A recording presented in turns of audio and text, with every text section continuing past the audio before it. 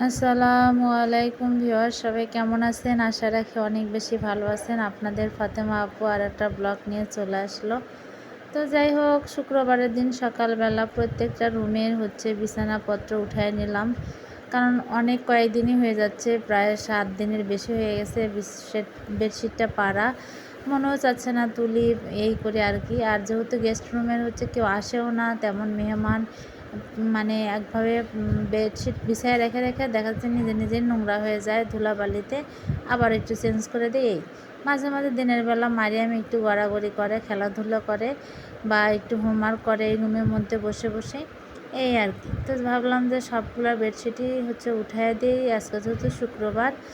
আর আমি যখনই bedsheet change করি 3 ঘরের একসাথেই করি, তবে গেস্ট রুমের একটু কিছুদিন পর পর করি, কারণ গেস্ট রুমে যেহেতু কেউ আসে নাই, মেহমান আসলে হয়তো তার আগদে পেরে দেয়, আবার চলে গেলে আবার সুন্দর করে আবার ধুয়ে আবার পরিষ্কার করে আবার নতুন বেডশিট পারি, এভাবেই করি আর কি। তো আজকেও তাই করতেছিলাম, যেহেতু সকালবেলা নাস্তা টাস্তা সবাই মিলে খাওয়া দাওয়া হয়েছে, একদম সিম্পল ভর্তা ভাত রান্না করছিলাম, আর আগের দিনের তরকারি ছিল। তো আমি 2টা বেডশিট হলো আলমারি থেকে নামিয়ে নিলাম, আর 2 ঘরের জন্য 2টা বেডশিটও সুন্দর করে বিছিয়ে নিলাম আর কি। তো আমি প্রত্যেক দিন যেটা করি, যা যা করি সেটাই আপনাদের সাথে শেয়ার করি। আর আমার মেয়ে যে কমফোর্ট বাই করছে, শীত আসেই নেই, ওর নাকি অনেক বেশি শীত লাগে, আর ওর একটু গায়ে জ্বর জ্বর থাকে সবসময়। তো বলতেছিল যে আম্মু বের করে দাও, বের করে দাও। তো ওর ঘরে বেডশিট চেঞ্জ করে আবার আসলাম আমাদের রুমে।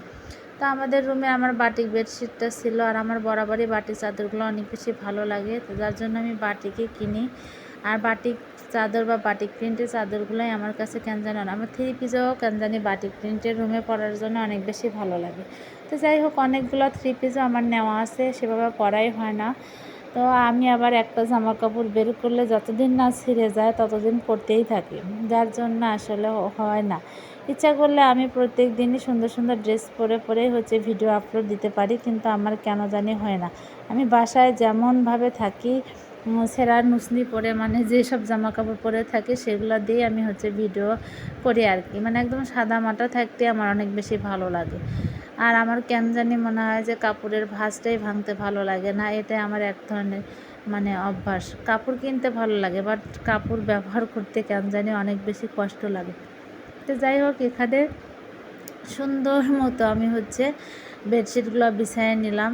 প্রত্যেক ঘরে ঘরে আপনাদের ভাইয়া শুক্রবারে বাজার করতে গেছে, আর এই ফাঁকে আমি একদম তাড়াহুড়া করে বেডশিটগুলো কেচে একদম গোসল টোসল করে একদম উঠছি, যে ও আসার আগে আমি একদম সব কাজ সেরে দেয়। ছেলে মানুষ কিন্তু বাসায় থাকলে ধোয়া টোয়া মোছা এগুলো অনেক বেশি বিরক্ত ফিল করে, যার জন্য আমি ভাবতেছি যে আপনাদের ভাইয়া বাজার থেকে আসার আগে আমি একদম সব কাজ রেডি করে ফেলবো। তো যাই হোক, এই ঘরে আমি কোনো লাইট ছাড়াই ভিডিওটা করছি, যার জন্য একটু অন্ধকার অন্ধকার আসছে, আর বাইরের পর্দা টর্দাও টানানো ছিল। তো সেভাবে আসলে ভিডিওটা অনেক সুন্দরভাবে ফুটে ওঠেনি, আর আমার লাইটটা অন করার কথাও মনে ছিল না। তো পরে পরে আমার মনে হয়েছে যে আমি তো ভিডিওটা অন করছি, বাট লাইট, রুমের লাইট বন্ধ ছিল। তো এইভাবে আমি ভিডিওটা করতেছিলাম। তো যে যেখান থেকে আমার ভিডিওটা দেখেন ভাইয়া পুরো বরাবরের মতো আমাকে একটু সাপোর্ট করবেন। আপনাদের সাপোর্ট, আপনাদের সহযোগিতা আমার অনেক বেশি ভালো লাগবে। পরে আমার মেয়ে এসে দেখেন লাইট দিছে, এতক্ষণে সুন্দর মতো একদম ফুটে উঠছে আর কি। তো যাই হোক, আর মারিয়াম পাগলি তো লাফালাফি ঝাপাঝাপি করে, ওর জন্য ভালো কোনো বেডশিট বিছায়ও শান্তি পাই না, অনেক বেশি আঁকাআঁকি করে, যার জন্যে মনটা চায় না যে সুন্দর সুন্দর বেডশিট বিছায় দেই। তারপরেও আজকে ভাবলাম যে একটু মাঝে মাঝে মনটা খারাপ থাকলে রুম টুম গোছালে অনেক বেশি ভালো লাগে নিজের মনের কাছে। পরে আবার মারিয়াম বলতেছে আম্মু আমাকে খাইয়ে দাও, ওকে আবার খাইয়ে দিলাম। তারপরে আপনাদের ভাইয়া বাজার নিয়ে চলে আসলো, সেগুলোও গুছিয়ে নিচ্ছি যে কী কী নিয়ে আসছে না নিয়ে আসছে, এই আর কি। আপনার ভাই আবার বাজারে গেলে মানে ওর পছন্দ মতো যে যে মাছ পায় সবই নিয়ে আসে, কিন্তু ছোটো মাছগুলো কাটা যে কত বিরক্ত। আমি যেহেতু অনেক বেশি কোমর ব্যথা, পায়ের গোড়ালি ব্যথা, আমি বেশিক্ষণ বসে থাকতে পারি না, যার জন্য আমার বিরক্ত লাগে। আর অনেকগুলো মাছ কেটেও নিয়ে আসছে, সেগুলো আমি এভাবেই রেখে দিয়েছি তাড়াতাড়ি করে ফ্রিজে। মানে আর হলো বললো ওগুলো আর আমার বের করার কথা পরে আর মনে ছিল না। যাই হোক, আর এখানে যেগুলা কাটা মাছ ছিল ওর মধ্যে দেখছি এক পলিথিনের মধ্যে আবার পাঙ্গাস মাছও ছিল, সেটা তুলেই নেই। তো আপনাদের ভাই এক হচ্ছে রুই মাছও নিয়ে আসছিলো, সেই পোটলা আমি আগেই তুলে রাখছিলাম। তা আজকে হচ্ছে এই সামান্য আয়োজন বাজার আমাদের এটাই। আবার মাছ টাছ ফুরিয়ে গেলে, মাংস ফুরিয়ে গেলে দেখা যাচ্ছে আবার নিয়ে আসবে।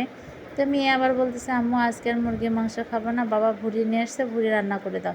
আর ভুড়ি রান্না কিন্তু দেখা যাচ্ছে সাধারণত 2-4 জালের খেতে কিন্তু বেশি ভালো লাগে। তারপরেও মেয়ের রিকোয়েস্ট কি আর করা, মেয়ে বলতেছে আম্মু আজকেই করে দাও, আমি আজকেই খাবো। আর আবার এত বেশি মজা লাগে, মানে পছন্দ করে গরুর মাংস, ভুড়ি এগুলো হলে আমার মেয়ের কোনো কথাই নেই। আজকের ভিডিওটা এখানেই শেষ করছি, দেখা হবে কোনো এক পরবর্তী অন্য এক ভিডিও নিয়ে। সবাই ভালো থাকবেন, সুন্দর থাকবেন, সুস্থ থাকবেন। আল্লাহ হাফেজ।